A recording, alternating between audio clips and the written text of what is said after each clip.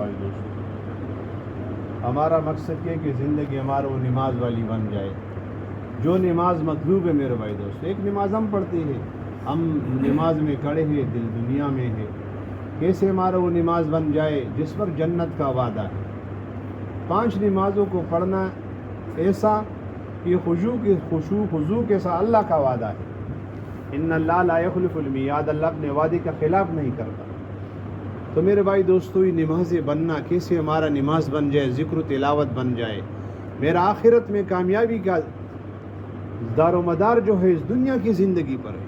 الدنیا والمزرعۃ الآخرہ، دنیا آخرت کی کھیتی ہے، جو آدمی کھیتی میں لگاتا ہے وہی اس کو ملتا ہے۔ جس کھیتی پر محنت نہ ہو اس میں فصل نہیں ہوتی۔ اس لیے میرے بھائی دوستو، یہ دنیا آخرت کے لیے تیاری کی جگہ ہے۔ اگر ہم نے اس میں غفلت میں زندگی گزاری اور آخرت کے لیے فکر نہیں کیا، ایسا زندگی تو چلی جائے گی، برف کی طرح ہے، پگھل جا رہی ہے۔ لیکن میرے بھائی دوستو، یہ زندگی قیمتیں بنے گا اعمال سے، اعمال آئے گا زندگی میں محنت سے۔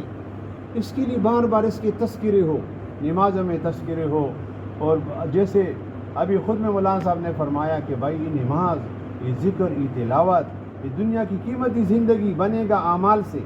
اعمال بار بار کرنا، بار بار پڑھنے سے، مجلسوں میں بیٹھنا، ہمارا زندگی بدلے گی بار بار تذکروں سے۔ ان ذکر تنفع المومنین، ذکر، نصیحت، بیٹھنا، سننا مومنین کو نفع دیتا ہے۔ یہ تھوڑا سا زندگی ہے لیکن کیسا قیمتی بن جائے گا۔ ہم قبروں پر گزر جاتے، اذا حملت الی القبور جنازۃ فاعلم بانک بعدها محمولا، جب جنازہ اٹھا کے تم جاتے ہو تو ایک دن آپ کا جنازہ دوسرے کندھے پر رکھ کر مقبرہ چلا جائے گا۔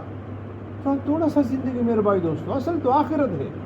آدمی سوچ لے کہ میں نے آخرت کے لیے کیا تیاری کی، محاسبہ نفس کر لے سونے سے پہلے کہ بھائی میرے زندگی تو گزر گئی، اب یہ آگے میں کیا کروں۔ تو اللہ نے توبے کا دروازہ کھولا ہے، توبوا الی اللہ جمیعا ایھا المؤمنون لعلکم تفلحون، کامیابی توبے میں ہے۔ تم توبہ کر لو، میں تجھے کامیاب کر لوں گا، تمہارے گناہوں کو بخش دوں گا۔ تو اس کے لیے تھوڑا زندگی، آدمی تھوڑا سا آنسو بہا لے، اپنے گناہوں پر ندامت سے بھی اللہ اس کے گناہ معاف کرتے ہیں۔ لیکن یہ آدمی آخرت میں روئے، 1000 سال روئے گا، اللہ کا رحم نہیں آئے گا، 2000 سال آنسو بہائے گا، خون بھی خشک ہو جائے گا، کچھ اللہ کا رحم نہیں آئے گا میرے بھائی دوستو۔ لیکن اس زندگی میں تھوڑا سی ندامت پر اللہ پاک اس کی زندگی کو بدلے گا۔ کتنے لوگ کی زندگی دعوت تبلیغ کی وجہ سے بدل گئی۔ یہ ماحول کا اثر ہوتا ہے، کسی بھی ماحول سے نکل کر اسی اللہ والی لوگوں کے ماحول میں آ جاؤ، اور تھوڑا سا میں نے ایک بات بھی سیکھ لیا، دوسرے کو پھر آگے اس کو پہنچا دیا۔ صحابہ کے قبریں کدھر بنی؟ ہم اردن میں گئے، ایک دفعہ معاذ بن جبل اور اس کا بیٹا عبد الرحمن رضی اللہ عنہ کا قبر ہے ایک ہی جگہ میں، اور اس سے 10 کلومیٹر پہ آگے جا کر وہاں پہ عبیدہ بن جراح رضی اللہ عنہ کا قبر ہے، امت کا امین تھا، جنتی صحابی تھا، 10 مبشرہ میں سے۔ اس سے تھوڑا آگے جاؤ گے تو دوسرا صحابی جو ہے نا زرار بن ازور رضی اللہ عنہ کی قبر ہے، اور اس سے آگے جاؤ تو دوسرے صحابہ دیکھو، شرحبیل بن حسن رضی اللہ عنہ کا قبر ہے۔ یہ 10 کلومیٹر 3 کلومیٹر کے فاصلے پر یہ صحابہ دفن ہے۔ اس میں 10 مبشرہ صحابہ ہے۔ قبریں کہاں بنی میرے بھائی دوستو؟ کہاں پیدا ہوئے؟ مدینہ میں ہجرت کیا، اور اردن میں اس کی قبر، ہزاروں صحابہ کی قبر اردن میں ہے۔ آپ جب جاؤ گے حیران ہو جاؤ گے کہ صحابہ دیکھو اس پہاڑوں میں، پورا یرموک کا جو لڑائی ہوا تھا اردن میں، ہی غور علاقہ ہے اردن میں، وہاں پہ یرموک کی جو ہے نا مقام پہاڑیوں کے اندر جگہ ہے، اسی بھی صحابہ دفن ہے۔ کسی گھروں کو چھوڑا، سب کچھ چھوڑا، اور زندگی اپنا اولاد کو چھوڑا، اور اس کے قبریں وہاں پر بن گئی۔ ہزاروں صحابہ دفن ہے، یہ سر پوری دنیا میں ہے۔ تو میرے بھائی دوستو، انہوں نے سب کچھ چھوڑا، مسجد نبوی کو چھوڑا، مکے کے نمازوں کو چھوڑا، حضور علیہ الصلوۃ والسلام کے صحبت کو چھوڑا، حتیٰ کہ آپ جہاں پر موتا کی لڑائی ہوئی تھی وہ بھی اردن میں 150 کلومیٹر دور ہے اس سے، وہاں پہ جاؤ گے، یہاں زید بن حارثہ رضی اللہ عنہ کا قبر ہے، اس کے قریب جو ہے جعفر رضی اللہ عنہ کا قبر ہے، لیکن اس سے آگے تھوڑا دور جو ہے نا وہ عبداللہ ابن رواحہ رضی اللہ عنہ کا قبر ہے۔ یہ میرے بھائی موتا کا قریب 7 مقام ہے، وہاں پہ لڑائی ہوئی 1 کلومیٹر پر قریب اس کے قبریں ہیں۔ اس لیے میرے بھائی دوستو، صحابہ نے کہاں پر محنت کیا، کہاں اس کے قبریں بن گئی، اور ہمارا کیا حال ہے؟ اپنے گاؤں میں پیدا ہوا، وہیں پہ زندگی گزاری، وہاں پہ موت آ گئی۔ میرے بھائی تو موت کے بعد کی زندگی تو اصل زندگی تو موت کے بعد ہے۔ قرآن میں آپ جہاں پر دیکھو، اللہ نے دنیا کی زندگی کو لہو لغب زینت تفاخر تکاثر متاع غرور متاع الغرور متاع الحیات الدنیا الا متاع. ایسے لفظوں سے اللہ نے قرآن میں دنیا کو یہ دھوکہ ہے، یہ دھوکے کا کھیل ہے، یہ ایک دھوکے کا سامان ہے. دنیا خالص دھوکہ ہے، دنیا تھوڑا سا مزہ ہے، دنیا میں کچھ نہیں، اولاد میں زیادتی، مال میں زیادتی، دنیا یہی ہے، دنیا کچھ نہیں. اللہ نے کہا فرمایا سارعوا الی مغفرۃ من ربکم، دوڑ لگاؤ تو آخرت کے لیے لگاؤ. دنیا کے لیے فمشوا فی مناکبہا، دنیا کے لیے آہستہ چلو، تھوڑا محنت کرو. ابھی ہم نے دنیا کے لیے مسارعت کیا اور آخرت کے لیے تھوڑا سا محنت کرے میرے بھائی. جب چاہے نماز پڑھا، جب چاہے ذکر کیا، جب چاہے تلاوت کیا، جب چاہے دین کا محنت کیا، اور دنیا کے لیے صبح شام محنت کر رہے. میرے بھائی سو زندگی یہ تو جانے والے کتنے بادشاہ چلے گئے.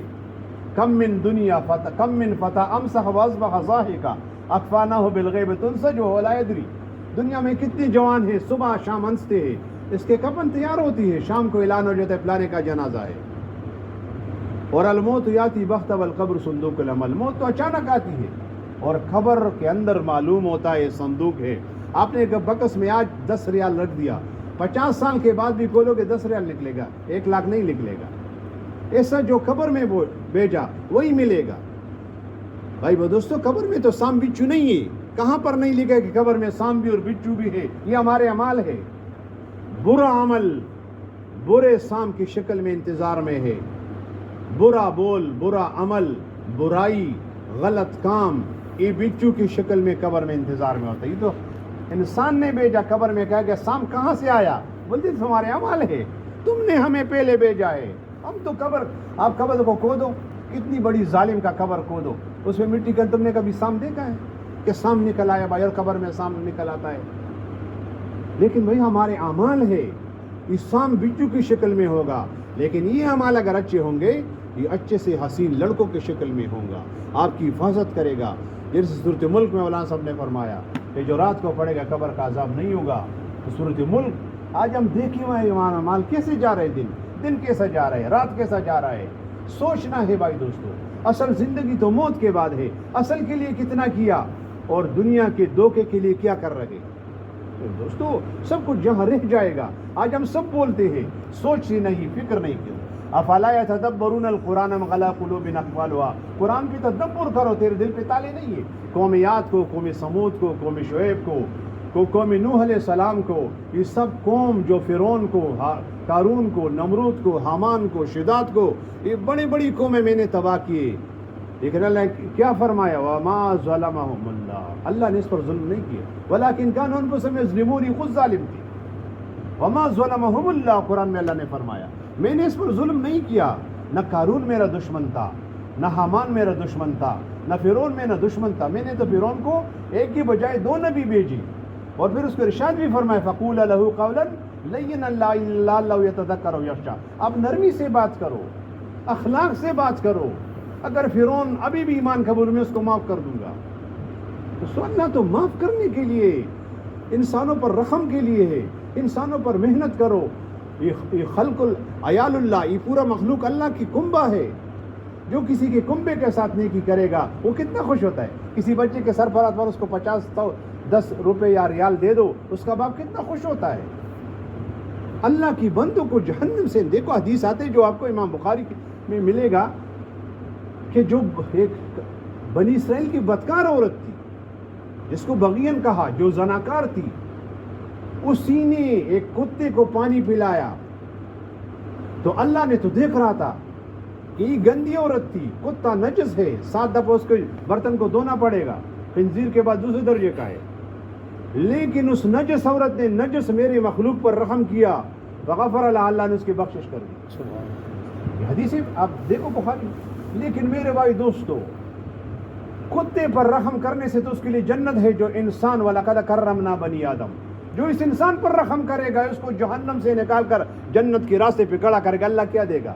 لا اذن سمعت ولا عین رأت ولا خطر علی القلب بشر. وہ پھر کسی کان نے سنی نہیں، کسی دل میں خیال بھی نہیں آیا، اور کسی آنکھ نے دیکھی نہیں. پھر دوستو یہ تو ایک جانور پر رحم سی تو حدیثوں میں ملے گا، قرآن میں دیکھو، حدیث میں دیکھو، جانوروں پر بدکاروں کی رحم سے اس کی بخشش ہوتی ہے۔ تو ایک مسلمان کو گندے ماحول سے نکال کر اللہ کے سامنے کھڑا کر کے وہ توبہ کرے گا، جہنم سے نکلے گا، جنت والے اعمال کرے گا، پھر تجھے کیا ملے گی ہمارے آپ کو سوچ بھی نہیں ہے۔ تبلیغ کا کام بہت اونچا محنت ہے، لوگوں کے گھروں میں جانا، اس کے گھروں میں دستک دینا اور اس کو گھروں سے نکالنا، یہ میرے بھائی دوستو یہ ہماری سب کی ذمہ داری ہے۔ کسی زندگی میں یہی محنت ہے۔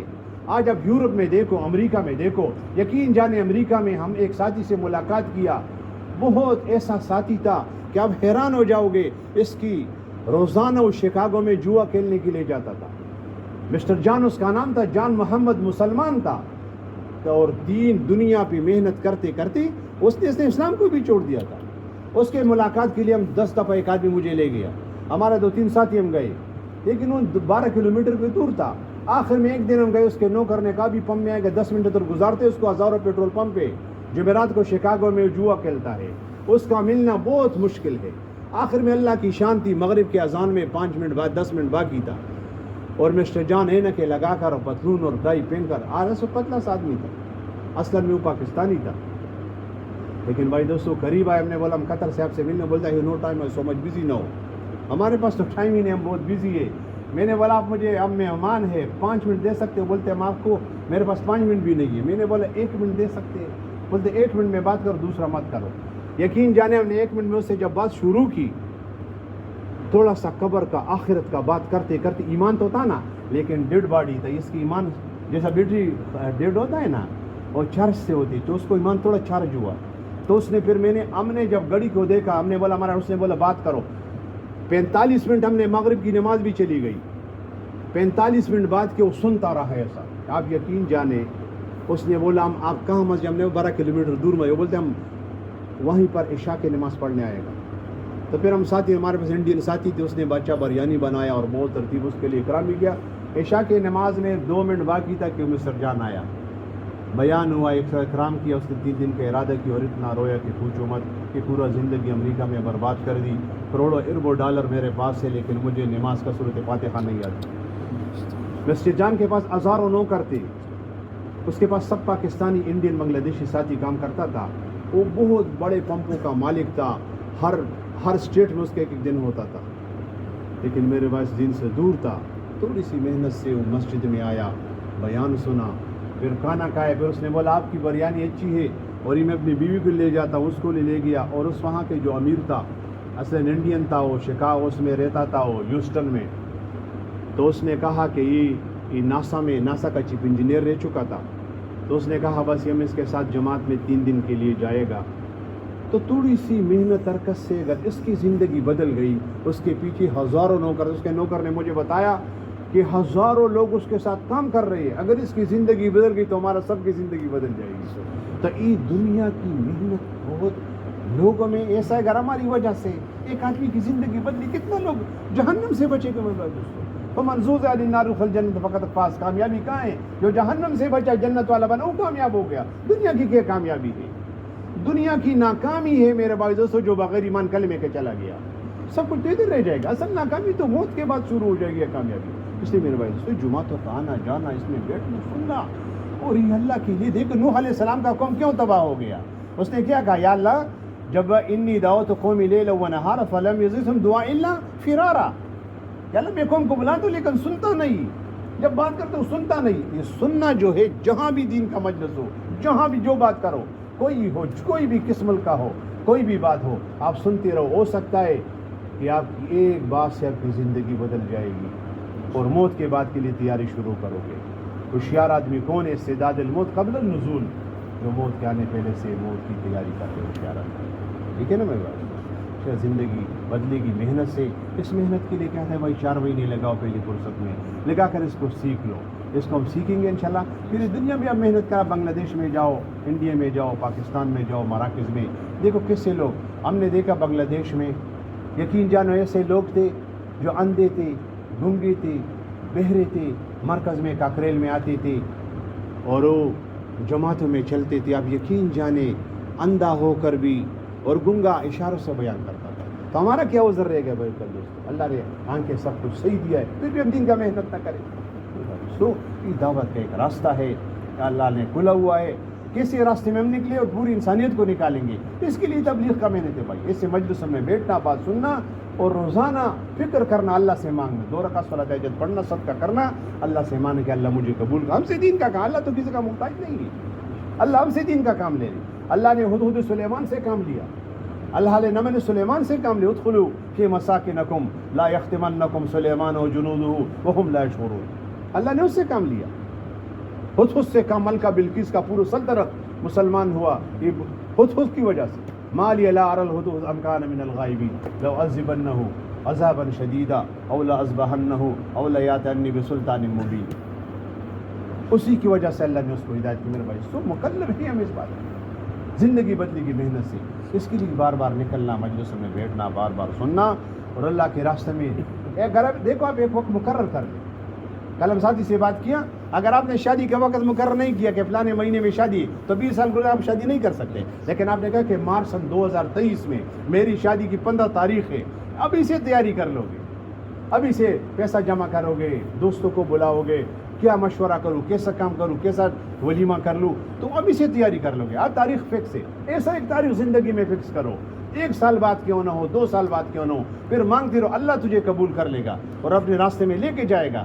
ورنہ بھائی زندگی تو پگھل رہی ہے، برف ہے، برف پکارتی ہے کہ مجھے استعمال کرو، میں پگھل رہا ہوں. آدمی دیکھ رہا ہے بغیر جو ہے نا وہ پگھل رہا ہے، برف پگھلتے پگھلتے پگھلتے کچھ کام نہیں آیا، نہ پانی میں ڈالا ٹھنڈا ہو، نہ شربت میں ڈالا، اور جب پگھل گئی پھر اس نے برش اٹھایا، اس کو باہر پھینک دیا. میرے بھائی دوستو زندگی ہے پگھلنے والی، پھر ہمارا جنازہ اٹھ جائے گا. اس کے لیے کوشش کرنا. سب کے تو ارادے ہیں انشاءاللہ. ارادے ایک زبان سے، ایک دل سے ہوتی ہے. دل سے ارادہ کرو بھائی دوستو کہ اللہ پاک میں کس زندگی میں نکلوں گا تیرے راستے میں. اگر مزہ نہ ہو پھر دیکھ لو. اس لیے دین کو سیکھنا ہے اور سکھانا، پھر پورے عالم میں اس کا محنت کرنا ہے. ٹھیک ہے انشاءاللہ. اللہ سب سبحانک اللہم وبحمدک اللہ ربنا ظلمنا انفسنا